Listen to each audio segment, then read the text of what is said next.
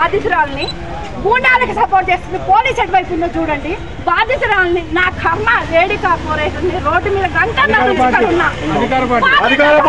పార్టీలతో సంబంధం లేదు. పార్టీలు నాకు అవసరం లేదు. ఏ పార్టీ నాకు అవసరం, నాకు న్యాయం కావాలి. నాకు పార్టీలకు సంబంధం లేదు. నేను ఏ వ్యక్తిని విమర్శించను. నా భర్త మీదకి వచ్చిన మనుషులు పంపించిన వాళ్ళు బయటికి పోలీస్ తీసుకురావాలి. పోలీస్ కి మీడియా ముఖంగా నేను విధానించుకుంటున్నాను. నాకు న్యాయం ఒక అర్ధ గంటలో జరగాలి.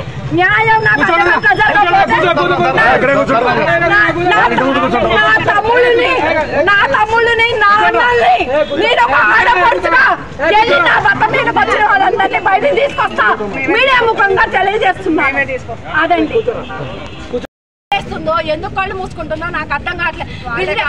విజిలెన్స్ డిపార్ట్మెంట్ ఉంటది, ప్రతి రోజు ఎంక్వైరీ చేసి ఫైనల్ డిపార్ట్మెంట్ కి పంపిస్తుంది. మరి ఎందుకు చెల్లించట్లేదు? ఇక్కడ ఏం రహస్యం ఉంది అనేది మాకు అర్థం కావట్లేదు.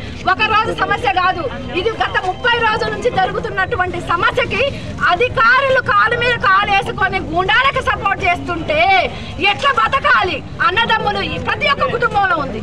మంత్రుల కుటుంబంలో ఉంటుంది, సామాన్యుడి కుటుంబంలో ఉంటుంది, కోటీశ్వరుడు కుటుంబంలో అన్నదమ్ముల పంచాయతీ. ప్రకారాలు ఎవరండి అన్నదమ్ముల పంచాయతీల్లో కబ్జా చేసి ఇంట్లో వాడిని టార్చర్ చేసి కారాలు పోసి కొట్టి వాడిని టాయిలెట్కి పోనీకుండా ఇంత దారుణం అండి. ఇంత గుండాలు పబ్లిక్, నేను ఒక్కదాన్ని చెప్పట్లేదు. వీడియోస్ కానీ ప్రజలు 5,000 మంది ఓటర్లు చూశారు. ఇక్కడే తిరుగుతున్నారు. ప్రతి గురువారం గుడికి వస్తారు. ఆడవాళ్ళని కామెంట్ చేస్తున్నారు అధికారులు మాకు న్యూసెన్స్ ఉందండి అని. 2 టౌన్కి ఎన్నిసార్లు ఫోన్ చేశాను. 2 టౌన్ అధికారులకి తెలవాలి, నాకు తెలవాలి. మరి వాళ్ళు ఏ విధమైనటువంటి ఎందుకు స్పందించట్లేదు అనేది చిదంబ రహస్యంగా ఉంది. అది ఆ భగవంతుడికే తెలవాలి, ఆ ఇంట్లో ఉన్న గూండాలకే తెలవాలి.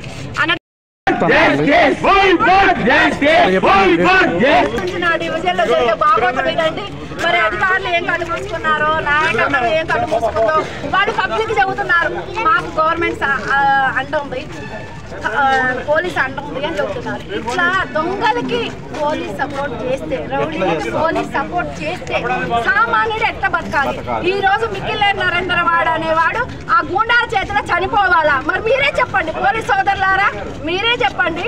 నరేందర్ మీదకి గూండాలను పంపించినా మీరు ఎలక్ట్ అవ్వరా? మీరు ఓన్లీ గూండాలకే ఎలక్ట్ అవుతారా? గూండాలకే